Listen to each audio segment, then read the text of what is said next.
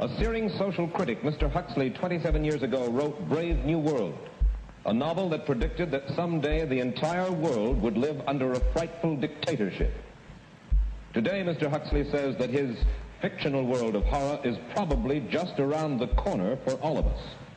We'll find out why in a moment. As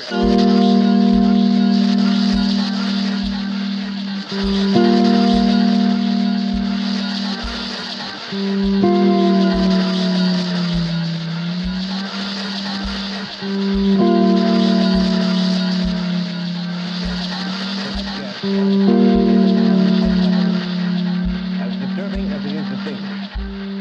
Born in England, now a resident of California, Mr. Huxley has written some of the most electric novels in social criticism of this century.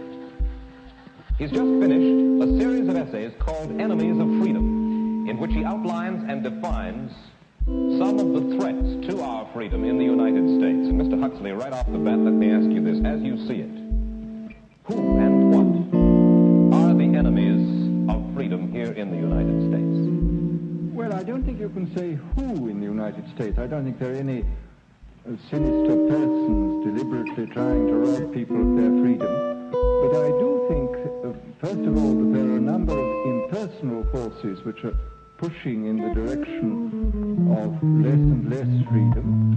And I also think that there are a number of technological devices which anybody who wishes to use can use to accelerate this process of going away from freedom, of imposing control. Well, what are these forces and these devices, Mr. Huxley?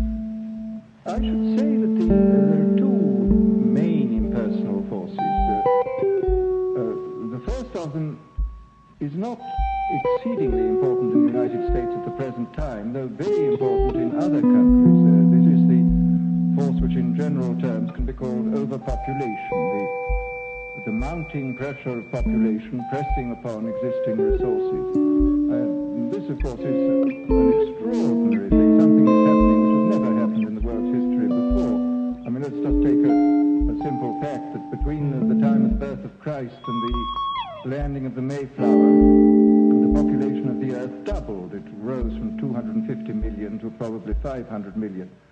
Today, the population of the Earth is rising at such a rate that it will double in half a century. Well, why should overpopulation work to diminish our freedoms? Well, in a number of ways. I mean, the experts in the field, like Harrison Brown, for example, pointed out that... Well, do you feel that men like Eisenhower, Stevenson, Nixon, with knowledge of full thought, were trying to pull the wool over the eyes of the American public? No, but they were being kind of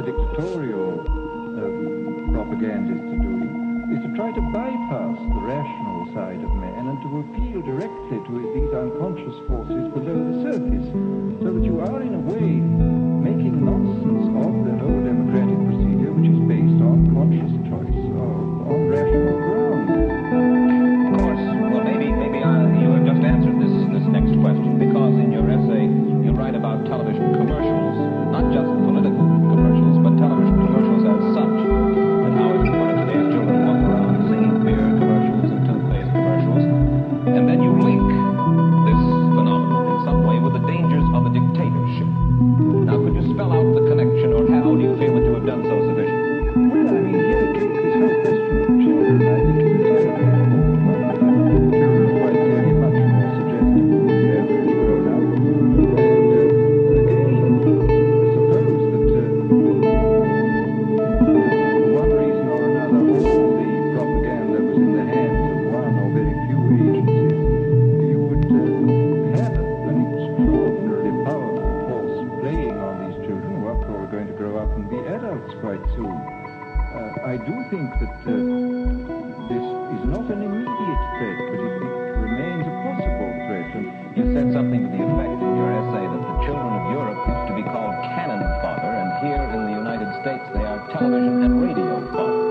well, after all, you can read in the trade journals the most political accounts of how necessary it is to get hold of the children, but then they will be loyal brand buyers later on. But I mean, again, you just translate this into political terms. The dictator says they will be loyal ideology buyers when they're grown up. We hear so much about brainwashing as used by the communists.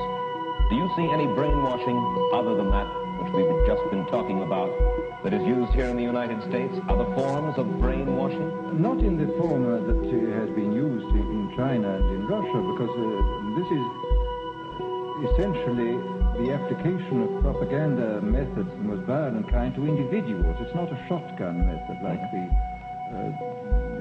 advertising method. It's a way of getting hold of the person and playing both on his physiology and his psychology till he really breaks down, and then you can implant a new idea in his head. I mean, the descriptions of the methods are really blood-curdling when you read them, and not only the methods applied to political prisoners, but the methods applied, for example, to the training of the young communist administrators and missionaries. They receive an incredibly tough kind of training, which causes about 25% of them to break down or commit suicide, but produces 75% of completely one-pointed fanatics. The question, of course, that keeps coming back to my mind is this. Obviously, politics in themselves are not evil. Television is not in itself evil. Atomic energy is not evil. And yet you seem to fear that it will be used in an evil way. Why is it that the right people will not, in your estimation, use them? Why is it that the wrong people will use these various devices and for the wrong motives? Well, I think one of the reasons is that these are all instruments for obtaining power, and obviously the passion for power is one of the most moving passions that exist in man, and after all, all democracies are based on the proposition that power is